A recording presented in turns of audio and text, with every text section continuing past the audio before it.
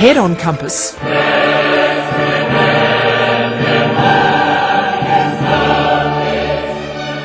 I'm kind of now feeling anxious, but in a good way.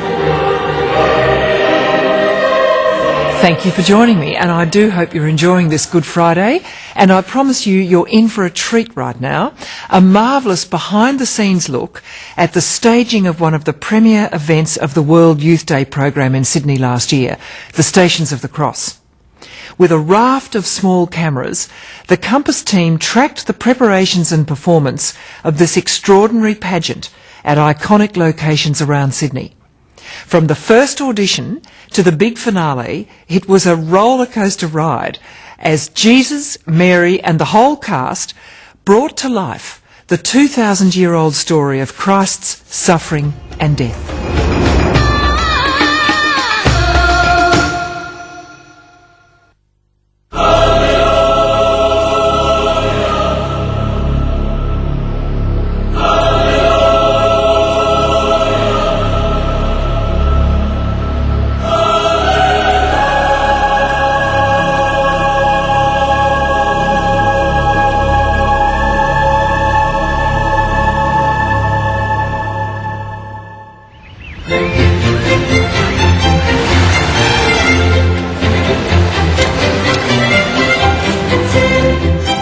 Not long to go now.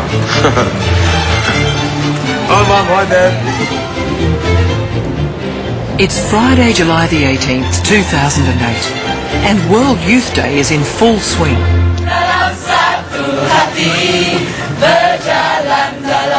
In the past week, more than 200,000 young Catholic pilgrims from 170 nations have descended on Sydney to celebrate their faith.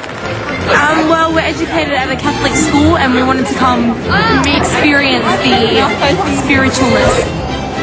Months of rehearsal, blood, sweat and tears are about to be showcased in a one-off performance of the Stations of the Cross that'll be broadcast to 500 million people worldwide. Blessings, everyone. I'm not going to say good luck because that's pagan, right? Thank you. It's got nothing to do with it. It's not break the legs. Thousands of pilgrims will line Sydney streets today to see a performance in 6 separate locations. It'll take 3 hours to reenact the last sufferings of Christ on his journey to the place of his crucifixion. The Stations of the Cross came into being through the activities of the Franciscans. Because not many people obviously would be able to make their way to the Holy Land, to walk in the places where Jesus walked and to retrace his steps.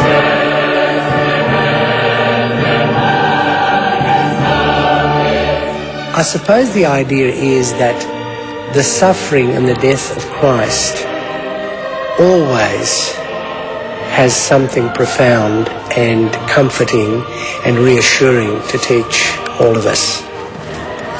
Heading up this ambitious production is Father Franco Cavara, a one-time opera director who joined the priesthood 10 years ago.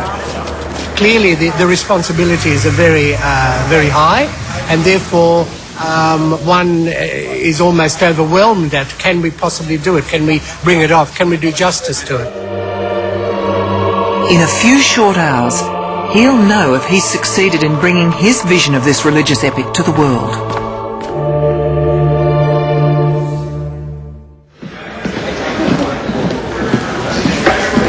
Six months earlier, word went out to parishes around the city. Father Franco is looking for a cast. First up, who'll play Mary? Say you were the one selected to be Mary, the Mother of Jesus. What would you bring to that? The emotion comes through because I realise that it's my fault that that happened. I wouldn't need any acting experience. I wouldn't need anything at all. I'd just look at my mother. I think you keep going because you love him. But the question on everybody's lips is, who will be Jesus? Right, on my right here we have Chris Belletti, and this is Alfio Stuto Jr., and on my left we have Luke Shaw and Jesse Mowbray. I I tried to cast the net as widely as possible. In other words, if God were choosing to send his son to us today in Sydney in the year 2008, what sort of look would God go for, I suppose? We're asking the person who plays Christ to enter into this most profound of human mysteries.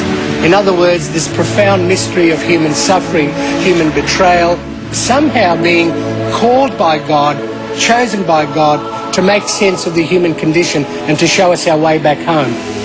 A week later, the decision is made.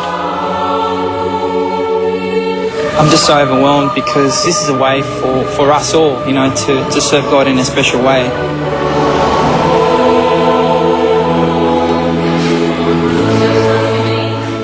We thank you, God our Father, for giving us this extraordinary privilege. All the performers are unpaid volunteers, We can somehow drawn to the project because of their faith. My name's Mariette. I'm playing one of the women of Jerusalem that's at Calvary. I'm playing the bad thief. I'm the good thief. I'll be playing the part of Our Lady, Mary. I'm Mary Magdalene. Well, I'm a bit of a theatre person, so it'll be right on the night.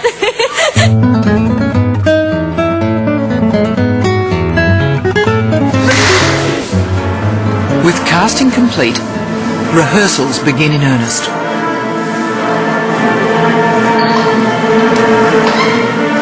The performers still need to learn a few tricks of the acting trade, even though they won't be required to speak. When he does the kiss, should he be trying to look into his eyes when he What I've said to Alfio is, in effect, at this point, Alfio is hypnotised as if he's in another dimension. Yeah.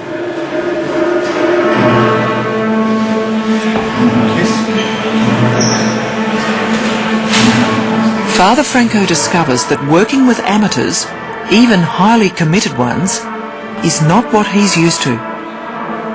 With people who don't have a background in the theatre or the performing arts, I have had to find a language that works. One of the difficulties, I have to say, is that being a director and a priest, you would have thought that it might actually have helped me. In effect, it hasn't, because I've been very, very conscious of, by and large, staying in the role of being the priest who happened to also direct at the same time. 8, 9, 10, rip, point. 1, 2, no. You're on 3. And obviously from time to time it would have been extremely effective to have an outburst, a temperamental outburst from the director, which in fact would have solved all the problems. But something inside of my head said, no, but you can't do that. So I've had to go back into the pastoral mode and think, okay, you've got some parishioners here who are struggling a little bit. Now, how can we help them to find what it is that we need to come up with?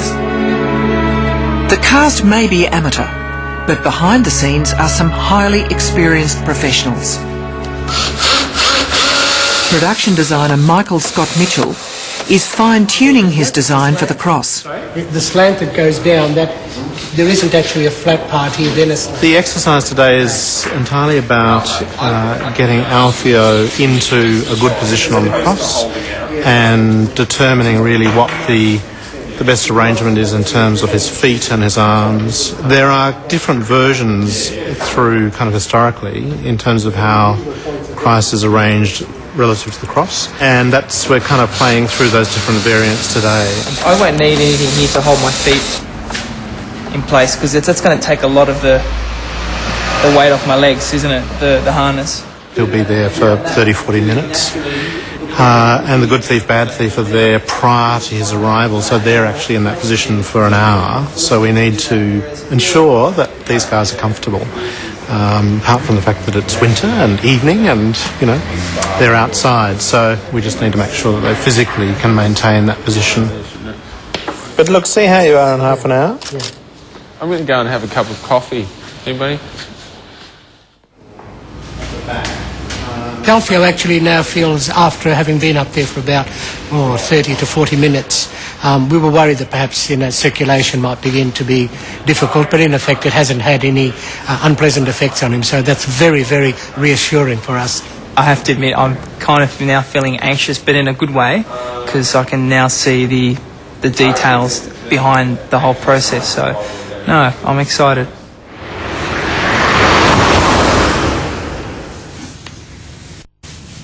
The costumes are nearly ready to go. But costume designer Julie Lynch is not entirely happy. So what would happen with the straps?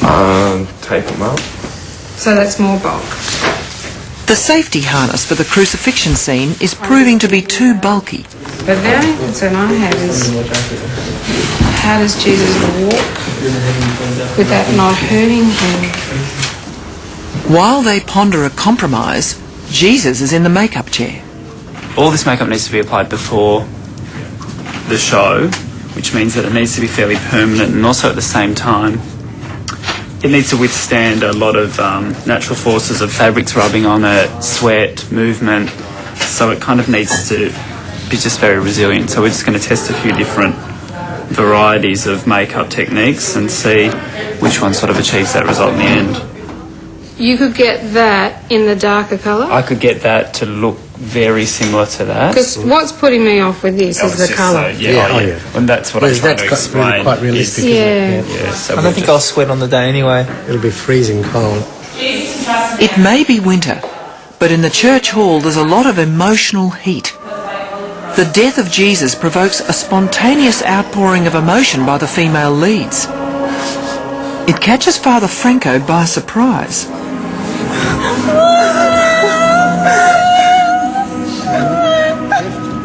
In the profession, I suppose we talk about peaking and all the rest of it. I'm very conscious of the fact that we have to save something for the day. With amateurs, if you like, the danger, of course, is to do it all and then there's not going to be anything left, if you like, because we've been it's gone.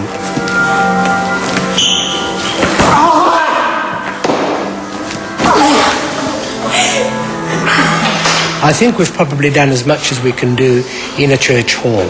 Now, in the next few weeks, we need to actually do it on location itself. We need to be actually stepping in the right places and actually to walk the distances, because the distances are going to be much greater than what we've had in the hall. After months of church hall rehearsals, the cast is given its first guided tour of performance locations around the city. They include some of the city's most popular spots. But they'll have to wait their turn at the first station, the steps of St Mary's Cathedral. 1, 2, 3! Despite having no sets or props, Father Franco tries to convey his vision of the Last Supper. Once they're in place, then the screens will open, Jesus comes on. We get to that moment when, do you want to do the actual lift? Yeah, do it, go through it, okay. Lifting up the bread.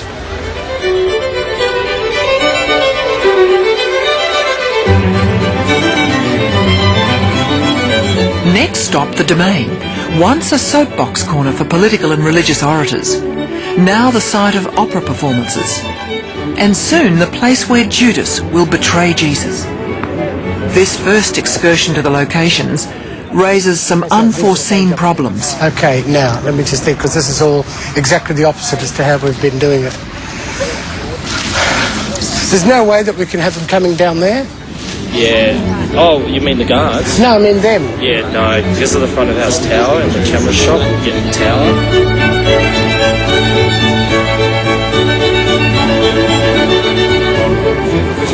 It's at Sydney's world-famous opera house that Jesus will learn his fate. Here, Pontius Pilate will sentence him to death. Where does the walk onto the parapet, would it begin about here? Yeah, it'll be about... About here? Okay, and we're heading towards to the corner there. Is this where I do that? You're on the edge of that big dais, and then we do those big 4 crescendi for you to make a big move on. So it goes out to there. It goes out to there. It's a big, big dish.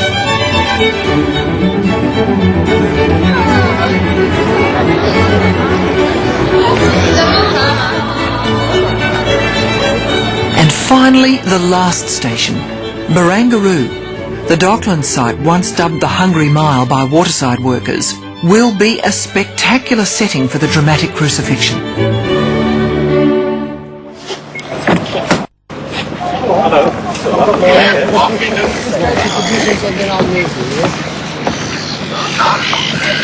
This is my first time up on a cross. This is my third crucifixion, but it's my first outdoors. So. See, the back's not really hurting too much. That's the thing. With actors and props on set together for the first time, designer Michael Scott Mitchell and the rigger test a new harness on the Good Thief.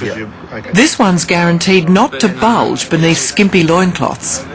I mean, this is actually quite comfortable. I mean, when I put myself into it, it's a bit constricting. I think it'll be less like that. I'm just wearing jeans, that's the problem. Yeah, if it hurts a bit, like, I guess it's better for the effect, I guess, you know?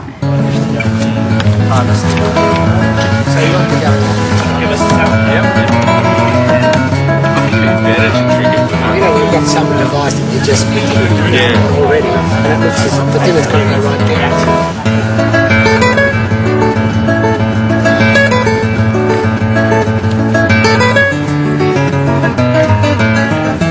I feel safe with the harness. He's good.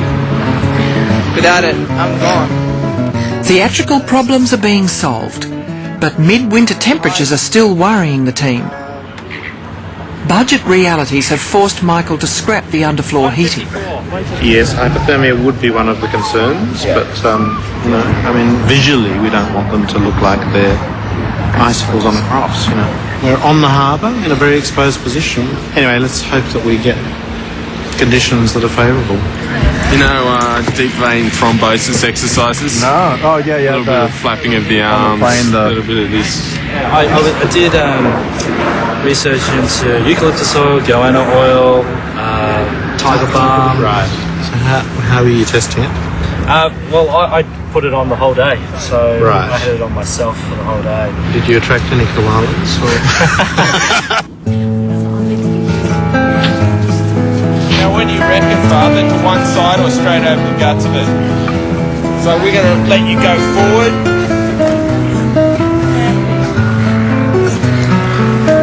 Watch his jacket, eh? It's slow going as Father Franco and his team painstakingly work their way through the details of the crucifixion. That's better, Father, and let it naturally fall. That's a lot better, and you like the head over. Yes. And It'll be another week before they have a chance to rehearse it again.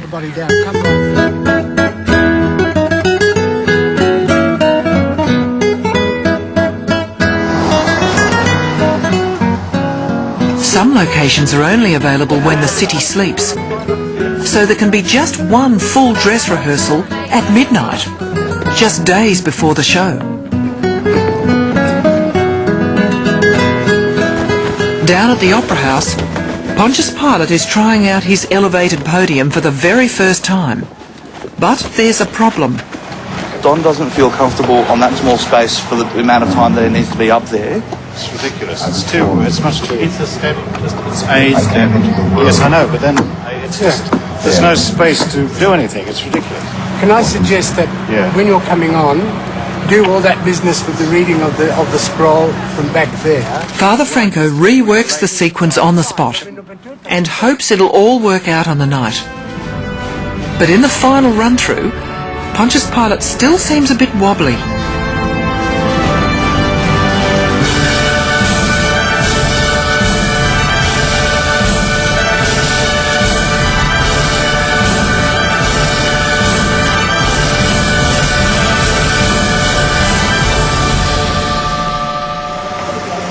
Meanwhile, the temperature has dropped to near freezing, and Pontius Pilate's attendants are trembling too. It's so cold, man. Whoa. Should have worn a singlet, some sort of undergarment. They picked the coldest night in winter, didn't they?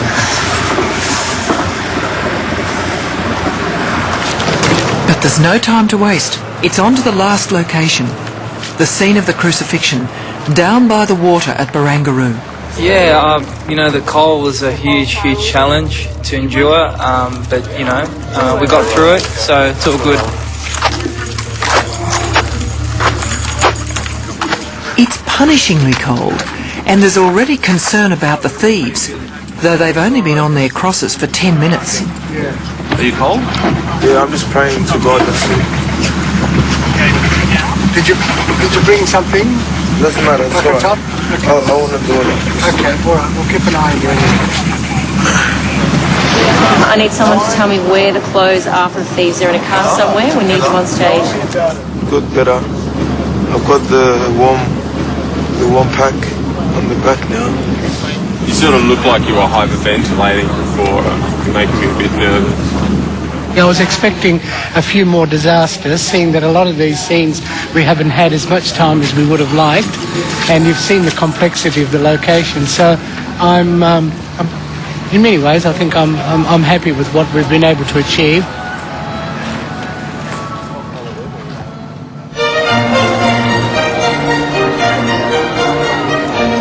With 2 days to go, Sydney is awash with pilgrims.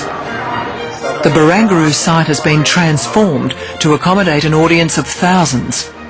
We just need to double check the tilt with the cross down, so there's no point... But even at this late stage, there are still small details and at least one big problem to be solved. All I'm saying is another solution has not been found. Well, the other thing that we were looking at is heating tape. It's just being able to find one that gets to a temperature to heat him without scalding him. But it wouldn't mean running a lead down. Like a rear demister. Yeah, essentially. By and large, this is pretty close to the end, which is a frightening prospect, really. Because there's a lot of things that I feel are not really resolved, and I wouldn't say that we're running smoothly yet.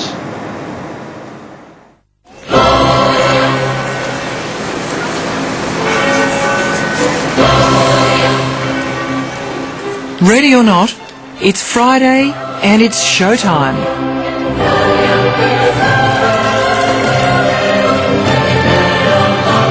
Mighty God, our Father, we thank you for the extraordinary journey that we've been travelling with you and for you the past 6 months. Everyone's standing by at St Mary's Cathedral for the first station. Cue, and the Last Supper begins.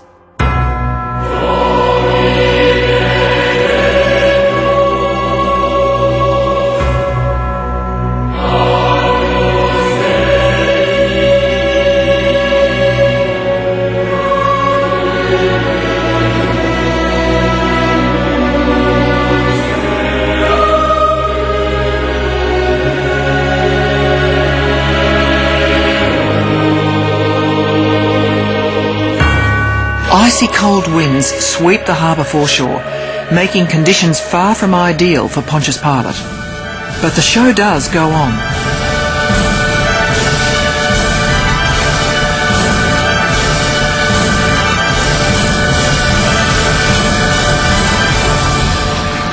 The wind was terrifying. I had to move. It was going to blow me off.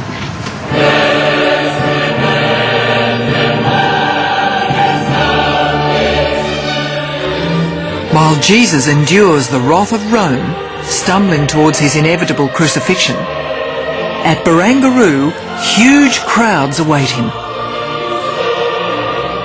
You will need your accreditation if you just keep it in your hand. I need it? Yeah, they just said that. Dressed like this? Yeah, I know. Tight security means no one can move without their official accreditation, especially not the bad thief. I look good, eh?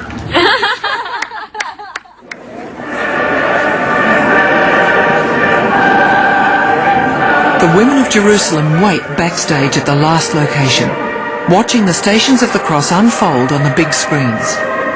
After months of rehearsal tears, will there be any emotion left for their final performance?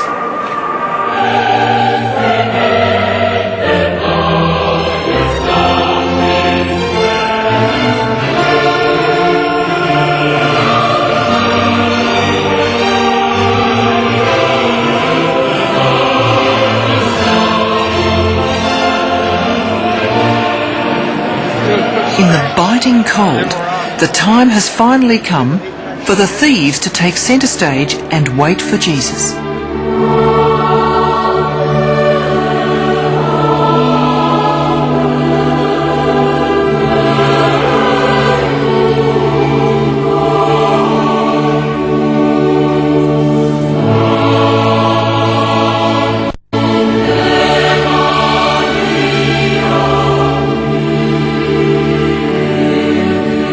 there's something about the story too, particularly if a person is a person of faith, that it does tap into all kinds of profound things.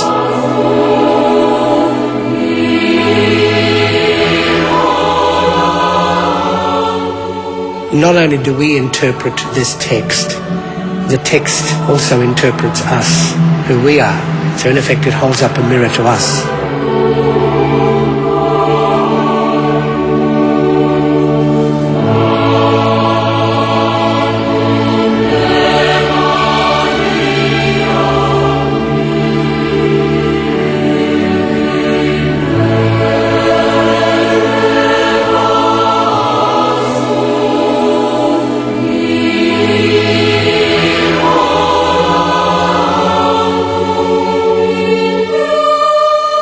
It isn't, by and large, just a theatrical production. It actually is a prayer.